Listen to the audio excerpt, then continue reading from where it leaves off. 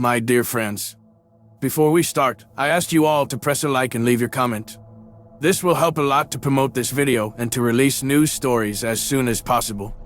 It's not hard for you, but it's a pleasure for me. Thank you.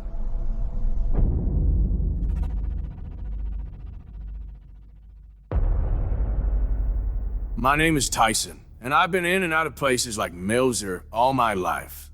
Quiet villages tucked away from the rest of the world. Places where time seems to have forgotten them. Usually, these towns were nothing more than pit stops in my line of work, but Milzer had something different about it. There were whispers that this place was cursed, a place where the moon itself seemed to betray the people beneath its light. I wasn't one to believe in curses, but what happened here? That changed everything. I arrived in Milzer on a gray afternoon, the sky heavy with clouds that seemed unwilling to let the sun shine through. Father Oliver, the priest of the village's only church, had invited me to investigate some troubling events that have been plaguing the area. People going missing, animals found torn to pieces, strange howls in the night that no one dared speak about. The village felt like it was holding its breath, waiting for something to break. The place had once been peaceful, he said. It all changed the night Father Oliver ventured into the city for church business. The forest bordering Milzer had always been a place of legends, a dark, tangled maze that the locals avoided at all costs. It was said that the forest was cursed, home to creatures that thrived under the moon's pale glow. But Father Oliver had no choice but to camp there overnight on his return journey. That was the night the first wolf attack happened. A wolf, a creature larger than any I'd ever seen. It bit me, and I thought I was done for. But then it just stopped. He swallowed hard.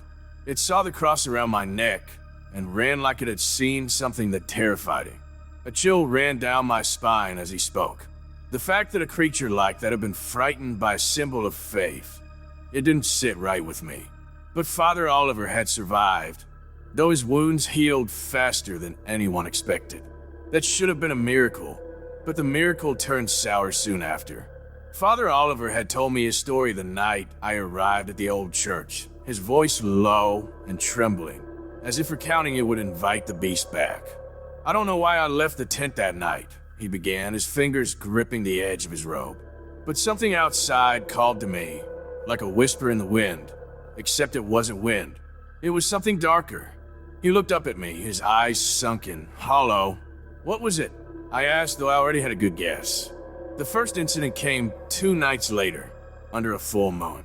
A farmer's boy, no older than 14, disappeared from his bed.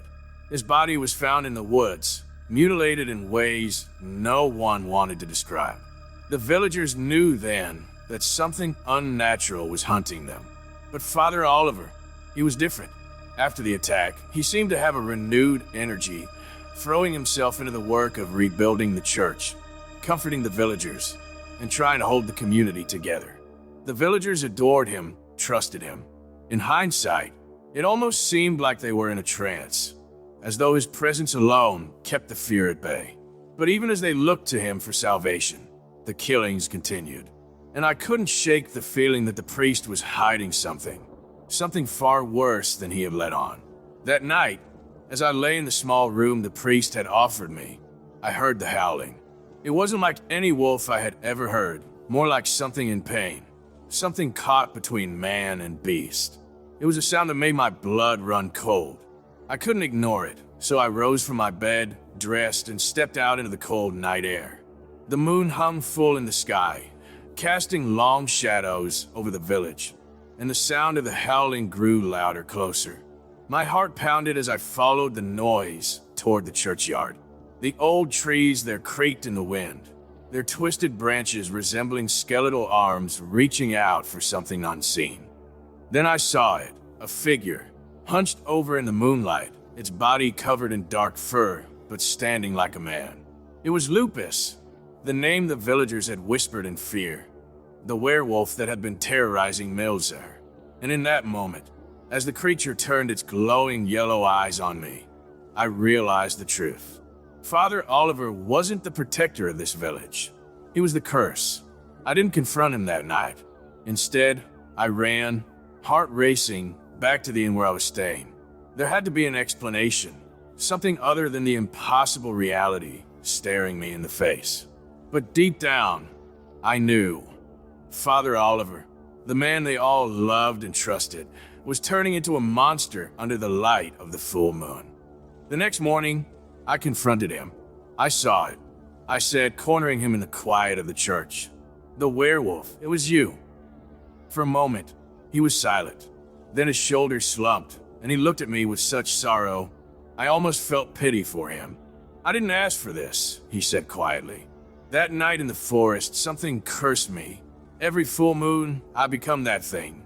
Then why haven't you told anyone?" My voice was sharp, filled with frustration. "Because they need me. Without me, they would fall apart. I thought I could control it," but he trailed off, his voice breaking. "I can't, and now they're paying the price. The villagers can know. Not yet. There had to be a way to break the curse, something that could save him, and more importantly, save the people of Milzer from more senseless deaths. But as the next full moon approached, the situation became dire. We didn't have time to search for ancient remedies or wait for divine intervention. That's when Isabel, the village healer, approached me. "If you won't tell them," she said, "I will." I couldn't let her. Not yet. The panic alone would destroy the village before the werewolf did. But Isabel was stubborn, unwilling to let another soul die. Together, we hatched a plan to contain the beast, but not kill it. Not until we were sure there was no other way. The night of the full moon arrived, and with it, the transformation. Father Oliver begged me to lock him in the church's cellar, where the stone walls might keep him contained. But once again, we underestimated the power of the curse. The howls began, echoing through the small village like a warning. Isabel and I stood outside the cellar, weapons in hand, but hoping we wouldn't have to use them. For hours, the beast thrashed inside, its strength shaking the stone walls. But then, just before dawn, the noise stopped. We opened the door cautiously. Father Oliver lay on the ground, human once again, but utterly broken. He looked up at us with tear-filled eyes. "I can't do this anymore," he whispered. The following morning, the villagers gathered in the square, unaware of the horror that had unfolded the night before. Isabel stood beside me as Father Oliver approached, his face drawn, his eyes haunted. "I have failed you," he began, his voice trembling. "I am the curse that haunts this village." Gasps echoed through the crowd, but no one spoke. "I try to save you, to fight it, but I can't. I don't know if this curse can ever be lifted, but I will leave this village. I won't bring more death here." The villagers were silent, too shocked to react. Some began to weep, others looked away, unable to face the truth. I watched as Father Oliver walked away, disappearing into the forest that had cursed him. As the sun set that evening, the weight of his absence settled over the village like a shroud. The killings had stopped, but at what cost? The days following Father Oliver's departure were quiet, but it wasn't the kind of peace anyone had hoped for. It was more like the silence before a storm, the weight of unease pressing down on the village of Milzer. The once bustling streets felt empty, hollow, as if a part of the town's soul had left with the priest. Isabel and I kept to ourselves for the most part, spending our days tending to the villagers, trying to distract ourselves with work. But at night, my thoughts always drifted back to that cellar, to the sound of Oliver's anguished cries as the curse took hold of him. There had to be something we could do to help him, or at least stop the curse from spreading. But Milzer wasn't the kind of place where legends faded easily. The air here was thick with old magic, the kind that clung to you, whispered in your ear when you were alone. And as much as I wanted to believe that Oliver's departure would end the terror, I knew deep down that the curse still had its claws in this place. 2 weeks after Oliver left, I woke to find Braden, one of the younger boys in the village, waiting outside my door. He was a good kid, only about 23, with a bright future ahead of him, but his face was pale, his hands trembling as he knocked on the door. "Tyson, you need to come," he stammered. His eyes were wide, filled with fear. "Something's happened. It's Isabel." My stomach twisted at the mention of her name. What about Isabel? What happened? I asked, my voice sharper than I intended. He swallowed hard. She's gone. I grabbed my coat and followed Braden, my heart pounding in my chest. He led me to her small cottage on the outskirts of the village. The door was ajar, and the air inside was cold, colder than it should have been. There was no sign of a struggle, no blood, but Isabel was gone. The bed was undisturbed, her belongings untouched. It was as if she had simply vanished into thin air. Where could she have gone? I asked, though I already knew the answer. The forest. Braden shifted nervously beside me, rubbing the back of his neck. People are saying, they're saying the curse has come back. That's nonsense. I snapped, though the words fell hollow. Father Oliver was the one cursed. He's gone. The curse should be gone with him. But is it really? Braden asked, his voice trembling. Tyson, people are starting to talk. They're scared. Some say they've heard the howls again. Last night, they said it was louder. I clenched my fists, trying to keep the fear from creeping into my voice. We need to find Isabel. If she's in the forest, we'll bring her back. That night, a small group of us gathered at the edge of the forest. Braden, myself, and a few others from the village. The moon was full, just like it had been the night of Oliver's last transformation. The shadows of the trees stretched long and dark across the ground, as if the forest itself were warning us to turn back. We should split up, Braden suggested, though I could hear the uncertainty in his voice. No one wanted to go into the forest alone. I shook my head. No, we stay together. This forest isn't safe. If Isabel's in there, we'll find her. But we don't separate. The others nodded, and together we stepped into the woods, the trees closing in around us. The silence was suffocating, broken only by the sound of our footsteps crunching through the underbrush. The deeper we went, the colder the air became, and then, just as we reached the clearing where Father Oliver had once camped, we heard it. Ow! Low and mournful, it echoed through the trees, sending chills down my spine. Braden's face went pale, and the others exchanged nervous glances. It's back, one of them whispered. No, I said firmly. It can't be. But even as I said it, I knew. The curse hadn't left with Oliver. It had stayed here, buried deep in the soil of this cursed forest. And now, it was waking up again. We pressed on, the howls growing louder, closer.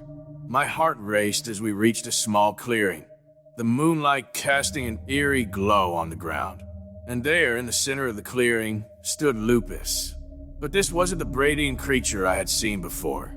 This time it wasn't Father Oliver. It was Isabel.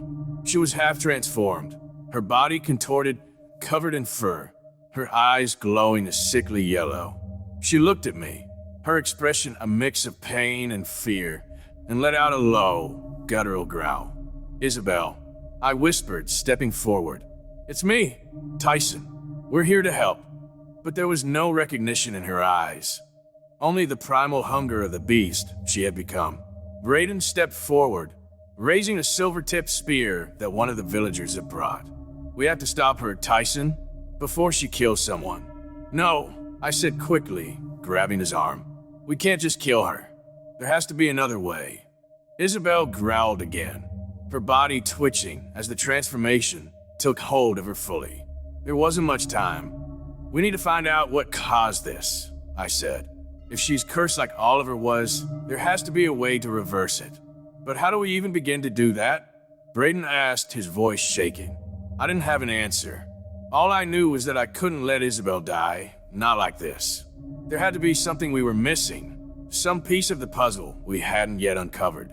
The curse was tied to this forest, to the land itself. And if we were going to save her, we had to find out how to break it. For now, the only thing I could do was keep her away from the village. Braden and the others reluctantly agreed to help me capture her, just like we had tried with Oliver. But deep down, I feared that this curse was stronger than any of us had realized. We needed to find the source of the evil that had infected Milzer before it consumed us all. The night was far from over, and the curse of the werewolf was only just beginning to unravel its dark mysteries. The forest was alive with the sound of Isabel's transformation. The moonlight caught the tips of her fur, casting long shadows across the clearing. Her body, twisted and unrecognizable, convulsed with the primal rage of the curse. Every breath she took was a struggle between her human side and the beast that was taking over. We stood frozen for a moment, the gravity of the situation sinking in. The Isabel we knew, the strong, resilient woman who had been by my side through everything, was slipping away. And I wasn't sure if we could bring her back. "Tyson, we can't wait any longer." Braden's voice was barely more than a panicked whisper. His knuckles were white around the spear's handle. But I couldn't let him do it. I couldn't let him end her life. There had to be another way. I just needed time. "Lower the spear, Braden," I said, trying to sound more confident than I felt. "We're not killing her. Not yet." Braden hesitated, his eyes darting between Isabel's thrashing form and me. "But she's... I know what she is." I interrupted, my voice firm. "But she's still Isabel. We just need to buy some time." The others looked uncertain, but none of them challenged me. They knew how much Isabel meant to me, how much she meant to all of us. "We need to find out what caused this," I continued. "There's got to be a way to break the curse. If we can figure out where it started, maybe we can stop it. But how?" One of the villagers, an older man named Tom, asked. He had been with us since we entered the forest, though I could tell from the fear in his eyes that he wasn't keen on the idea of staying much longer. "The curse is tied to this land, Tyson. It's been here for generations. How are we supposed to undo that?" I didn't have an answer. Not yet, but I wasn't going to let Isabel die without trying. We spent the rest of the night trying to keep Isabel contained. It wasn't easy. Even in her partially transformed state, she was incredibly strong, stronger than any of us had anticipated. Every time she thrashed against the ropes we had used to bind her, I felt a pang of guilt. This was Isabel, my friend, the person who had always been there for me. And now I was watching her fight for control of her own body. "Do you think she can hear us?" Braden asked quietly as we sat around the makeshift camp we had set up near the clearing. I glanced at Isabel, her form barely visible in the shadows. She was still for now, her chest rising and falling with ragged breaths. "I don't know," I admitted. "I hope so." We had to believe that there was still some part of Isabel left in there, some part of her that could hear us and understand that we were trying to help her. But the longer we sat there, the more the doubt crept in. What if we were too late? What if the curse had already taken too much of her? By morning, it was clear that we couldn't stay in the forest forever. The villagers were growing restless, and Isabel's condition wasn't improving. We needed answers, and we needed them fast. "Maybe there's someone in the village who knows more about the curse," Braden suggested. "Someone who's been here longer than us." Tom nodded in agreement. "There are old stories, legends about the werewolves that once roamed these woods. If we can find someone who knows the full story, maybe we can find a way to stop this." It wasn't much of a plan, but it was all we had. We left Isabel in the care of a few trusted villagers and made our way back to Milser. The village looked the Bedtime, as it always did, quaint, quiet, with its cobblestone streets and old-fashioned houses.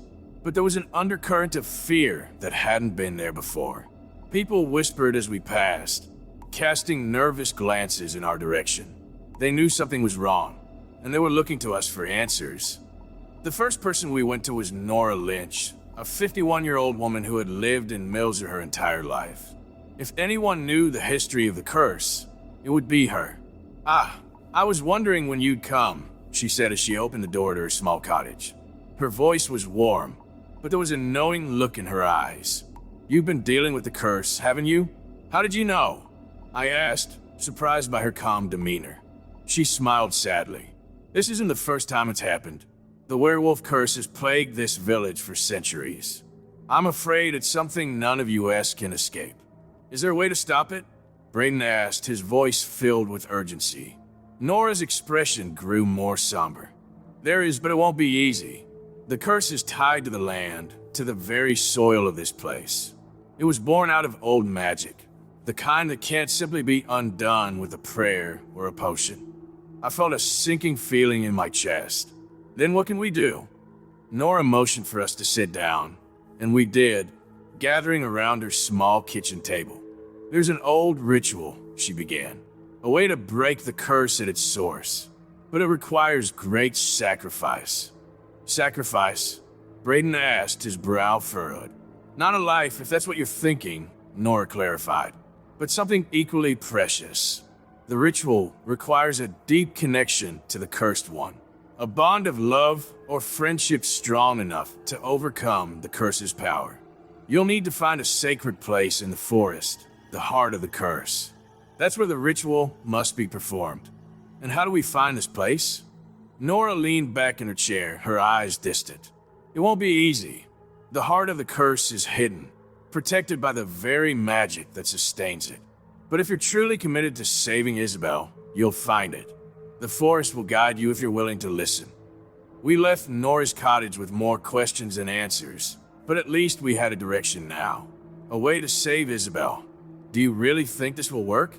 Braden asked as we walked back to the village square.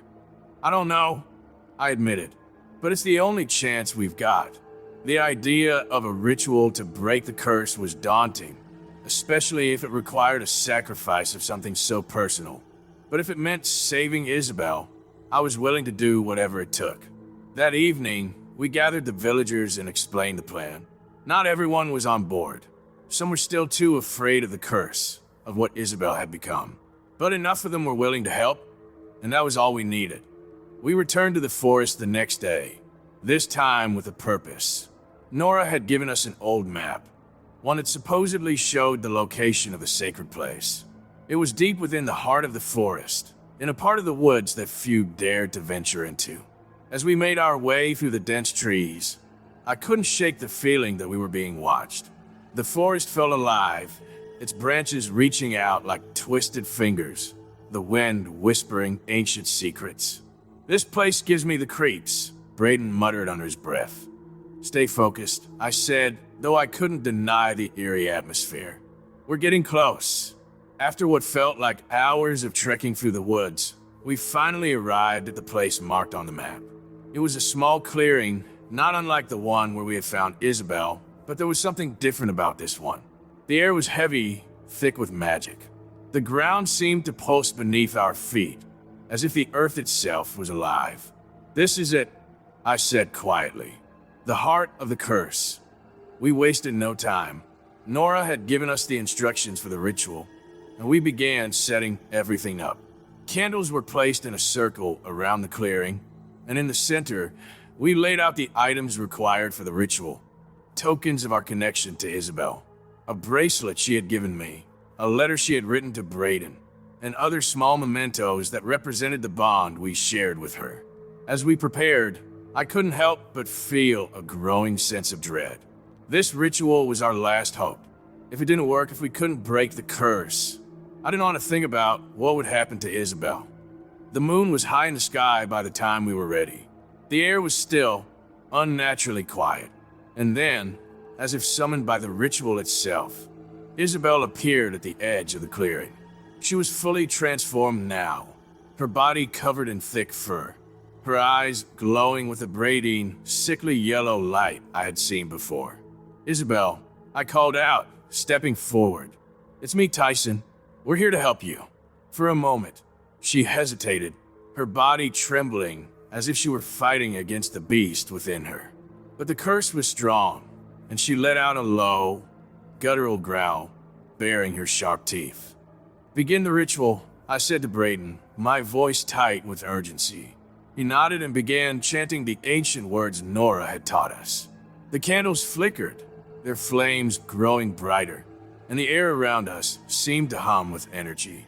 Isabel let out a howl, a sound filled with pain and rage, and I felt my heart clench.